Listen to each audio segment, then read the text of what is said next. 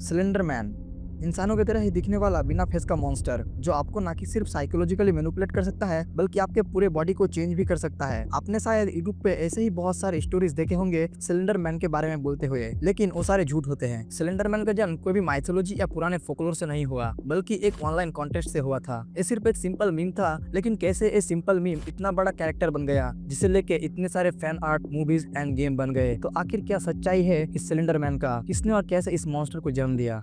सिलेंडरमैन का जन्म हुआ था जापान के नागासाकी में 1 मई 2009 को। समथिंग ऑफुल नाम का एक ऑनलाइन फोरम में एक यूजर, जिसका नाम तुम स्क्रीन में देख सकते हो, उसने एक कंपटीशन स्टार्ट किया। सबको एक चैलेंज दिया कि इस थ्रेड के सभी लोगों को एक ओरिजिनल इमेज को एडिट करके कुछ बहुत ही ज्यादा क्रीपी या फिर अगली बनाना पड़ेगा जिसको देखकर ही डर लग जाए। पहला इमेज उसी सेम यूजर ने पोस्ट किया था, वो था ये दोनों इमेजेस। इसके बाद और भी बहुत सारे लोगों ने एडिटेड इमेजेस पोस्ट करने लगे, लेकिन सिर्फ इन इमेजेस का कुछ फायदा नहीं बना। इन इमेजेस को चाहिए था एक बैक स्टोरी, इसलिए बाकी यूजर जो इमेजेस पोस्ट नहीं कर रहे थे वो लगे पड़े इन इमेजेस से रिलेटेड बैक स्टोरीज बनाने के लिए। जिसको जो इमेजेस अच्छा लगा वो उसी इमेजेस को लेके फेक स्टोरीज बनाने लग गए। ये सब कुछ एक महीनों तक चला और सबको एक्सेप्ट करने में बहुत ही मजा आ रहा था। एंड देन फाइनली 10 जून को वो टाइम आया जब सिर्फ एक पोस्ट ने ही पूरे इंटरनेट को एक नया कैरेक्टर दे दिया, जिसमें हजारों stories, short films, fan films बने एंड इवन कुछ बड़े स्टूडियोज ने मिलकर भी इसके ऊपर एक मूवी बनाया। 10 जून को विक्टर सर्ज नाम के एक अकाउंट से इसी सेम थ्रेड में 2 इमेजेस पोस्ट किए गए। विक्टर सर्ज ने भी इसी सेम कंपटीशन में हिस्सा लिया था। वो दोनों पिक्चर्स थे ये,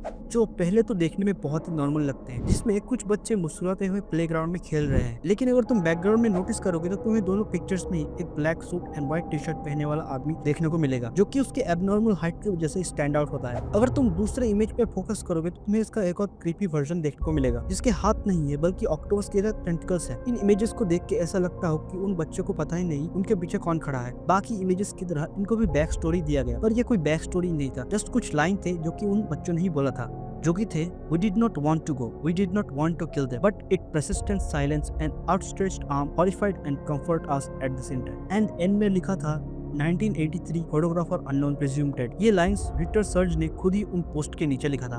तुरंत ही स्लेंडरमैन अपने unique appearance and creepy text message की वजह से वायरल हो गया। उसी फोरम में और भी कई सारे लोगों ने उसके ऊपर फेक स्टोरीज बनाना शुरू कर दिया। एंड इसी हाइप को देखते हुए विक्टर सर्ज ने भी और भी कई सारे इमेजेस पोस्ट किए स्लेंडरमैन के बारे में। लेकिन स्लेंडरमैन को सबसे ज्यादा बूस्ट मिला था एक यूट्यूब बेस्ड वेब सीरीज की वजह से, जो कि था मार्वल हॉर्नेट्स। ये एक found footage style web series था जिसमें था एक फेसलेस क्रिएचर द ऑपरेटर। ये सीरीज जे मैरिक नाम के एक कैरेक्टर की कहानी है, जो कि एलेक्स कर्ली के बारे में इन्वेस्टिगेट करता है, जिसने इस सीरीज के मॉन्स्टर द ऑपरेटर को देखा था। इस सीरीज में जो क्रिएचर दिखाया गया था द ऑपरेटर, वो एक स्लेंडरमैन था। विक्टर सर्ज के स्लेंडरमैन बनाने के सिर्फ 10 दिन बाद ही इस सीरीज को बनाया गया। इस सीरीज के फेमस होने के बाद ही इंटरनेट पे सबको स्लेंडरमैन के बारे में पता चल गया एंड तभी से इंटरनेट पे बहुत सारे और fan film, fan arts and original story बनने लग गए। इवन 2018 में सोनी स्टूडियो ने इसके ऊपर एक मूवी भी अनाउंस कर दी, बट उस मूवी को बहुत सारा क्रिटिसाइज किया गया एंड बैकलैश मिला इसके स्टोरी की वजह से, जो कि रियल लाइफ इंसिडेंट से इंस्पायर था, जिसके बारे में हम थोड़ी ही देर में बात करने वाले हैं। स्लेंडरमैन तब तक इतना ज्यादा वायरल हो गया था कि सब लोग इसके बारे में फेक स्टोरीज बनाने लग गए। ऐसा क्लेम करने लग गए कि उन्होंने स्लेंडरमैन को रियल में देखा था, स्पेशली बच्चे, जिस वजह से 2014 में एक ऐसा इंसिडेंट हुआ जो कि आज तक कोई नहीं भूल पाया।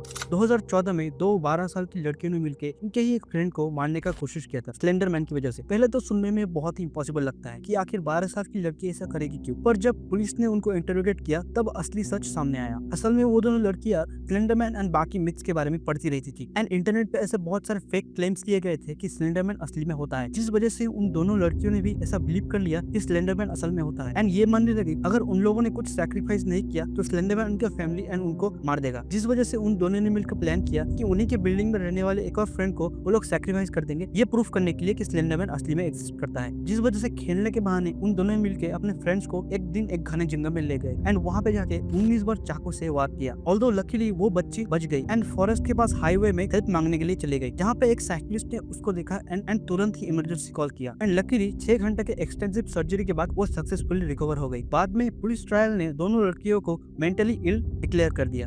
लेकिन आखिर इतना वायरल कैरेक्टर का क्रिएटर कौन है, किसने बनाया था स्लेंडरमैन को, कौन था ये Victor Serge? Victor Serge Japan में रहने वाला एक नॉर्मल पर्सन था, ना कोई बड़ा फिल्म राइटर या फिर कोई बड़ा नॉवेलिस्ट। वो सिर्फ एक नॉर्मल इंसान था जिसने मजे के लिए उस दिन उस फोरम में वो दोनों इमेजेस पोस्ट किए। उससे इस बात का बिल्कुल भी आइडिया नहीं था कि स्लेंडरमैन एक दिन इंटरनेट का सबसे बड़ा अर्बन लेजेंड बन जाएगा। विक्टर सर्च का असली नाम है एरिक कुनसेन, जो कि अभी फ्लोरिडा में रहता है। स्लेंडरमैन को बनाने के टाइम पे वो जापान में रहता था। इवन दो एरिक इस कैरेक्टर का कॉपीराइट ओन करता है, लेकिन उसने ही बहुत सारे लोगों के लिए स्लेंडरमैन के ऊपर बहुत सारे स्टोरीज लिखे थे। सोनी स्टूडियो के लिए एरिक ने ही स्लेंडरमैन मूवी का स्क्रिप्ट लिखा था। एरिक ने कभी सोचा भी नहीं होगा कि एक सिंपल सा मीम वर्ल्ड में इतना ज्यादा इम्पैक्ट डाल देगा। इंटरनेट में बाकी और भी मॉन्स्टर एंड क्रिएचर की तरह ही एक कोई भी माइथोलॉजी का पार्ट नहीं था और ना ही किसी रियल लाइफ में हुआ इंसिडेंट का पार्ट। स्लेंडरमैन कभी भी रियल था ही नहीं, लेकिन लोगों ने इस कैरेक्टर को इतना ज्यादा पसंद किया कि इसके ऊपर इतने सारे बैक स्टोरीज, ओरिजिनल स्टोरीज बन गए कि आज ये एक रियल मॉन्स्टर लगने लगा। लेकिन आज स्लेंडरमैन इतना ज्यादा पॉपुलर नहीं है, सिर्फ कुछ लोग ही इसके बारे में जानते हैं। तो क्या आपको लगता है फ्यूचर में कभी भी स्लेंडरमैन जैसा ही कैरेक्टर बन पाएगा और उसको भी स्लेंडरमैन जैसा ही पॉपुलरिटी मिलेगा? कमेंट में जरूर बताइएगा।